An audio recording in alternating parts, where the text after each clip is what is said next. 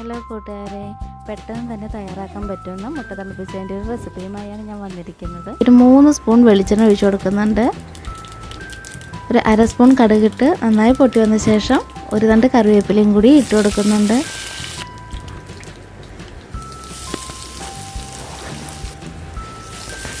വെളുത്തുള്ളിയും ഇഞ്ചിയും കൂടി ചതച്ചതും കൂടി ഒരു സ്പൂൺ ഇട്ട് കൊടുക്കാം. അതിൻ്റെ പച്ചമണം മാറുന്നവരെ ഒന്ന് ഇളക്കി കൂട്ടി കൊടുക്കാം. ഇനി ഞാനിപ്പോൾ ഒരു 3 പച്ചമുളകാണ് എടുത്തിരിക്കുന്നത്.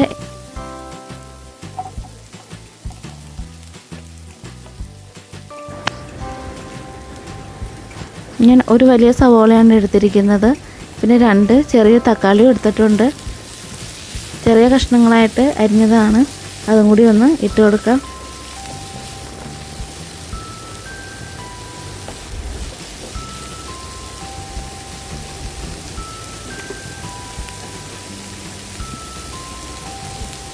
അര സ്പൂൺ ഉപ്പും കൂടി ഇട്ട് കൊടുക്കുന്നുണ്ട്.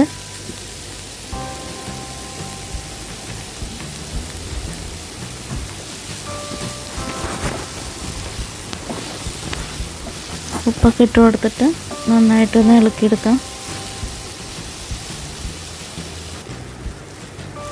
എൻ്റെ ചാനൽ ഇതുവരെയായിട്ടും സബ്സ്ക്രൈബ് ചെയ്യാത്ത കൂട്ടുകാരൊക്കെ ഉണ്ടെങ്കിൽ എൻ്റെ ചാനലൊന്ന് സബ്സ്ക്രൈബ് ചെയ്യുകയും ലൈക്ക് ചെയ്യുകയും ഷെയർ ചെയ്യുകയും ചെയ്യണേ.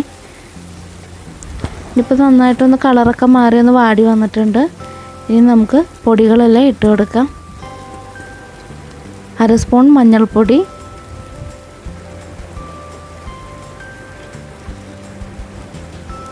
അര സ്പൂൺ മുളക് പൊടി. എരിവുള്ള മുളക് പൊടിയാണ്, അതുകൊണ്ട് കുറച്ചാണ് ഇട്ട് കൊടുക്കുന്നുള്ളൂ കേട്ടോ. എരിവ് കൂടുതൽ വേണ്ടവർക്ക് അങ്ങനെയും ചെയ്യാം. അര സ്പൂൺ മല്ലിപ്പൊടി,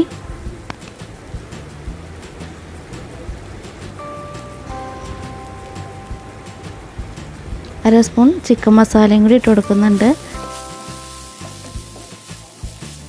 അതിൻ്റെ പച്ചപ്പ് മണം പോകുന്ന വരെ ഒന്ന് ഇളക്കി കൂട്ടി കൊടുക്കാം. പൊടികളുടെ കളറൊക്കെ ഒന്ന് ചെറുതായിട്ടൊന്ന് മാറി വരുന്ന വരെ ഒന്ന് ഇളക്കി കൊടുക്കണം. ഇപ്പോൾ നന്നായിട്ട് കളറൊക്കെ മാറി വന്നിട്ടുണ്ട്. ഞാൻ 1 ഗ്ലാസ് വെള്ളമാണ് ഒഴിക്കുന്നത്.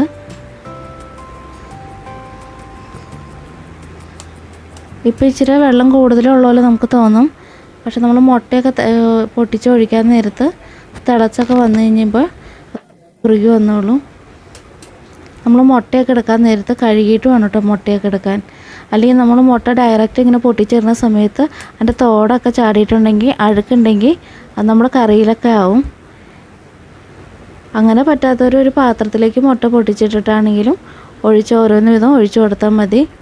ഒരു 5 മിനിറ്റ് അടച്ച് വെച്ച് തിളപ്പിച്ചെടുക്കാം. സ്പൂണൊക്കെ ഇട്ട് നന്നായിട്ടൊന്ന് എളുപ്പമൊന്നും ചെയ്യരുത്, അന്നേരം മുട്ട ഉടഞ്ഞു പോകാൻ ചാൻസ് ഉണ്ട്. അപ്പോൾ നമ്മുടെ മുട്ട തിളപ്പിച്ചത് റെഡി ആയിട്ടുണ്ട്. ഇപ്പോൾ ഗ്രേവിയൊക്കെ നന്നായിട്ട് കുറുകി വന്നിട്ടുണ്ട്. അപ്പത്തിൻ്റെയും ഇടിയപ്പത്തിൻ്റെയും ചപ്പാത്തിയുടെ ഒപ്പം കഴിക്കാൻ നല്ല സൂപ്പർ ടേസ്റ്റ് ആയിട്ടിരിക്കും.